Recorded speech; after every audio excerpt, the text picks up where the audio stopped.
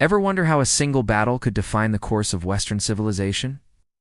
Let's travel back 2,500 years to ancient Greece, to a time when a colossal empire threatened to swallow the fledgling world of democracy.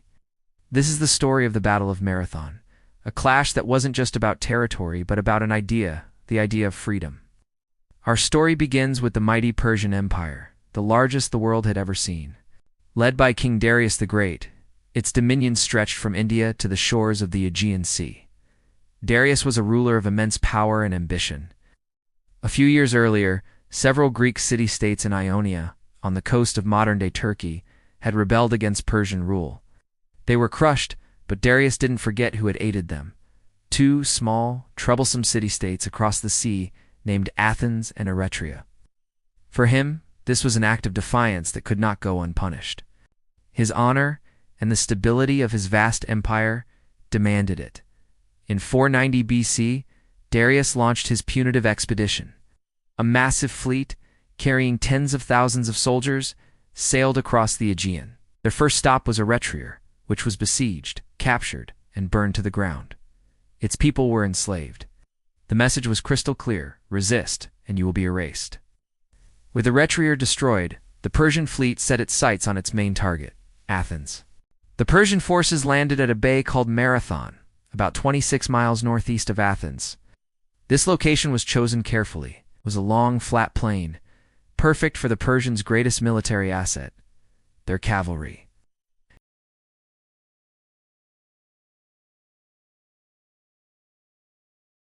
Historians estimate the Persian force was at least twice, maybe even 3 times their size. The situation looked desperate.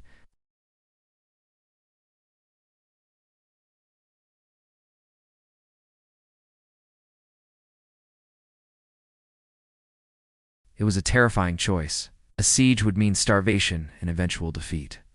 A battle in the open seemed like suicide against such a superior force. This is where a brilliant Athenian general named Miltiades steps onto the stage. He had served in the Persian army before and knew their tactics, their strengths, and their weaknesses. He argued passionately that their only chance was to fight, to meet the enemy head-on before the dreaded Persian cavalry could be fully deployed. He convinced his fellow generals that waiting would only lead to their doom. His bold strategy was adopted by a narrow vote. The fate of Athens would be decided on the plains of Marathon. The Athenian army marched out to meet the Persians. For several days, the two armies stood facing each other. It was a tense standoff.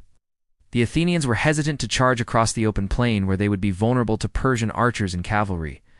The Persians, confident in their numbers, were content to wait, perhaps hoping to lure the Greeks into a foolish attack. But Miltiades was watching, waiting for the perfect moment. He noticed something crucial. The Persian cavalry, their most feared unit, was temporarily absent from the battlefield. Historians still debate why. Perhaps they were being loaded back onto the ships for a direct assault on Athens itself, or maybe they were off foraging. Whatever the reason, Miltiades saw his chance.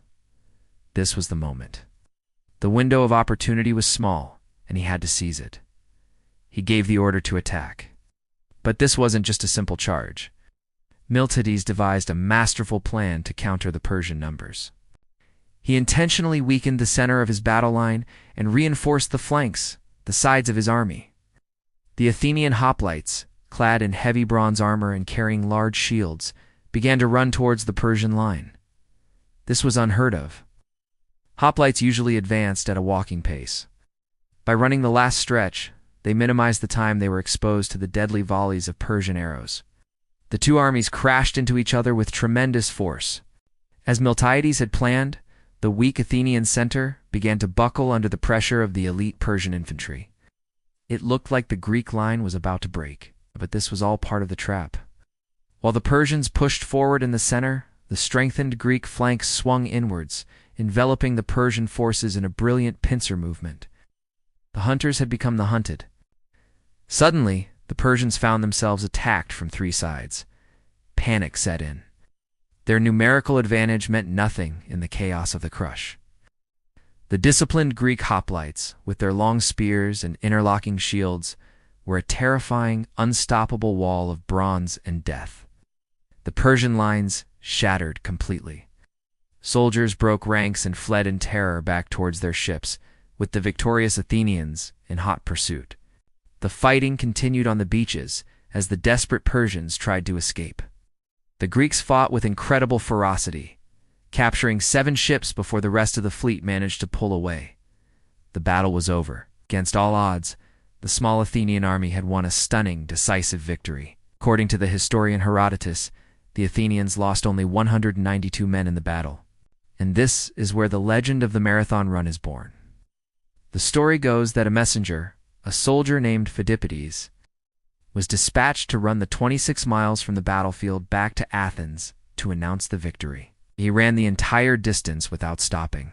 Arriving at the Athenian assembly, he gasped out, "Rejoice, we conquer," and then collapsed and died from exhaustion. While the historical accuracy of this specific story is debated, it perfectly captures the spirit of the heroic effort that secured the city's survival. The Battle of Marathon was more than just a military victory. Its psychological impact was immense. For the Persians, it was a humiliating setback. The first time their expansion had been checked by a minor foe. For the Greeks, and especially the Athenians, it was a source of immense pride and confidence. They had faced the greatest empire on earth and won. It proved that free men, fighting for their homes and their liberty, could triumph over a seemingly invincible force of subjugated subjects. This victory fueled a golden age for Athens. The confidence it inspired led to an explosion of culture, philosophy, and art. It laid the foundation for the development of democracy. Think of the Parthenon, the plays of Sophocles. The philosophy of Socrates and Plato, all of this flourished in the decades following Marathon. The battle created the belief that the Greek way of life was worth defending, and that they were capable of defending it.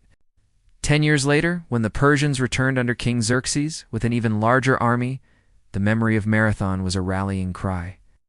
It inspired the legendary stand of the 300 Spartans at Thermopylae and the decisive naval victory at Salamis. The legend of Greek resistance, born on that dusty plain, had become an unstoppable force. So, the next time you hear about the marathon race, remember its origin. It's not just a test of endurance. It's a tribute to a pivotal moment in history. A moment when a few thousand citizen soldiers, against impossible odds, ran towards danger to defend an idea. Their victory at Marathon ensured that the flame of Western civilization, with its values of freedom and democracy, would not be extinguished. Thanks for watching. If you found this story as incredible as I do, please hit that like button and subscribe for more journeys into our amazing past. See you next time.